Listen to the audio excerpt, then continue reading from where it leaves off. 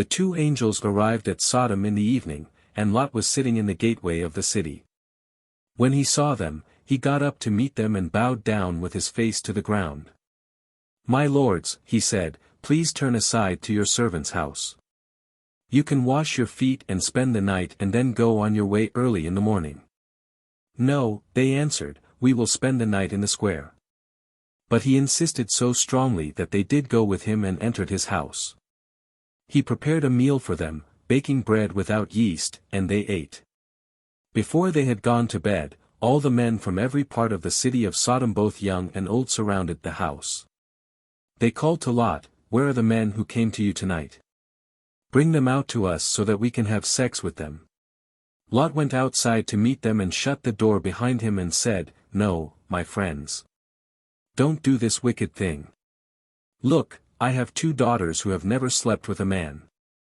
Let me bring them out to you, and you can do what you like with them. But don't do anything to these men, for they have come under the protection of my roof." "Get out of our way," they replied. And they said, "This fellow came here as an alien, and now he wants to play the judge. We'll treat you worse than them." They kept bringing pressure on Lot and moved forward to break down the door. But the men inside reached out and pulled Lot back into the house and shut the door. Then they struck the men who were at the door of the house, young and old, with blindness so that they could not find the door.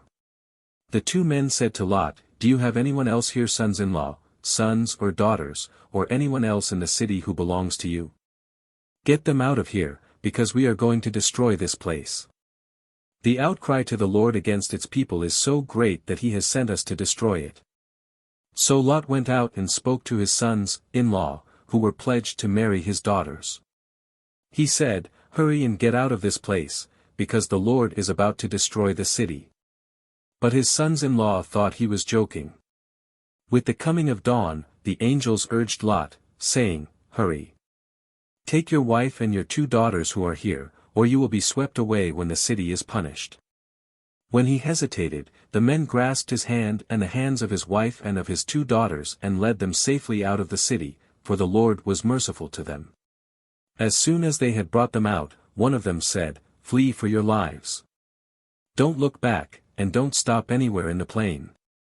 Flee to the mountains or you will be swept away." But Lot said to them, "No, my lords, please. Your servant has found favor in your eyes, and you have shown great kindness to me in sparing my life. But I can't flee to the mountains, this disaster will overtake me, and I'll die. Look, here is a town near enough to run to, and it is small. Let me flee to it, it is very small, isn't it? Then my life will be spared." He said to him, "Very well, I will grant this request too, I will not overthrow the town you speak of. But flee there quickly, because I cannot do anything until you reach it." That is why the town was called Zor. By the time Lot reached Zor, the sun had risen over the land. Then the Lord rained down burning sulfur on Sodom and Gomorrah from the Lord out of the heavens. Thus he overthrew those cities and the entire plain, including all those living in the cities and also the vegetation in the land. But Lot's wife looked back, and she became a pillar of salt. Early the next morning Abraham got up and returned to the place where he had stood before the Lord. He looked down toward Sodom and Gomorrah, toward all the land of the plain, and he saw dense smoke rising from the land, like smoke from a furnace. So when God destroyed the cities of the plain, he remembered Abraham, and he brought Lot out of the catastrophe that overthrew the cities where Lot had lived. Lot and his 2 daughters left Zor and settled in the mountains, for he was afraid to stay in Zor. He and his 2 daughters lived in a cave.